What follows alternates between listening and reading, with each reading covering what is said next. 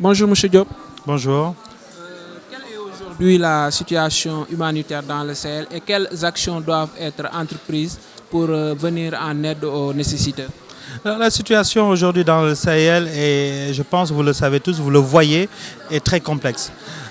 Et il est important aussi d'en parler parce qu'aujourd'hui, les crises viennent exacerber cette situation. Les conflits que nous avons aujourd'hui dans certaines régions viennent compliquer le problème auquel nous faisons face. Par exemple, vous voyez, depuis quelques semaines, nous avons des récurrences d'attaques au niveau du Nord Mali. Et c'est quelque chose qui vient aussi compliquer notre action au niveau du Sahel. Donc, dans notre analyse, le travail qui a été fait avec les agences, avec le SILS par exemple, au niveau du cadre harmonisé, on estime qu'il y a 5 millions de personnes en situation d'insécurité alimentaire actuellement. Et que si nous ne faisons rien pour renforcer notre prise en charge ou pour aider cette population va doubler d'ici quelques semaines ou quelques mois et atteindre les 10 millions de personnes en situation d'insécurité alimentaire.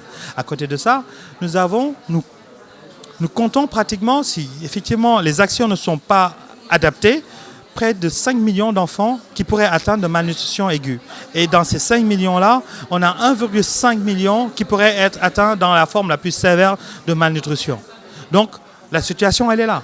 C'est énormément de population qui a besoin d'aide et d'appui pour y parvenir, pour s'en sortir. Et aujourd'hui, pour aider ces populations-là, il nous faut nécessairement investir dans le modèle d'intervention qui était jusque-là très traditionnel et très homogène. Il nous faut les adapter face au contexte, par rapport au contexte auquel nous faisons face.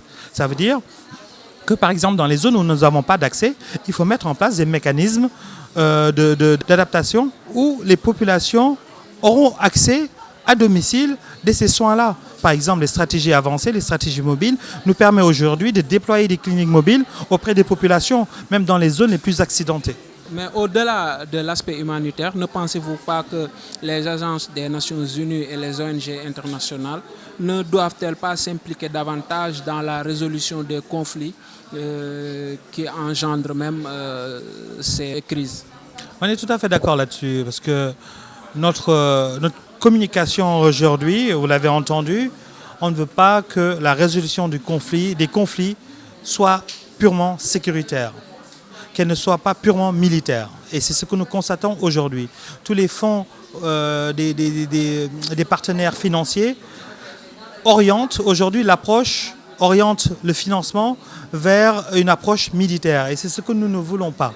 Nous voulons que cette orientation, que ces fonds soient aussi destinés ou centrés au niveau des besoins spécifiques de ces populations-là, qu'elles répondent exactement à leurs besoins et qu'elles soient plus humanitaires que militaires. Et c'est ces problèmes, c'est sur ce plaidoyer-là que nous travaillons depuis quelques mois, parce que nous avons vu beaucoup d'engagement, par exemple, par rapport à des organes de défense ou des organes militaires, mais nous pensons que la résilience doit être au cœur de cela, parce que ces populations, quoi qu'on puisse dire, on ne leur offre pas d'alternative. Si c'est une solution militaire, c'est la guerre. Ça veut dire qu'ils choisissent un camp. Alors que si c'est une approche purement résilience, on vient leur proposer une alternative, on leur donne de quoi vivre.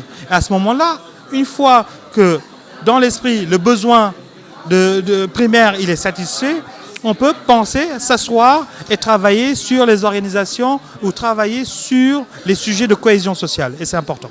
La communauté humanitaire a besoin d'un financement total de 2,4 milliards de dollars pour porter assistance à 15 millions de personnes à travers le Sahel cette année.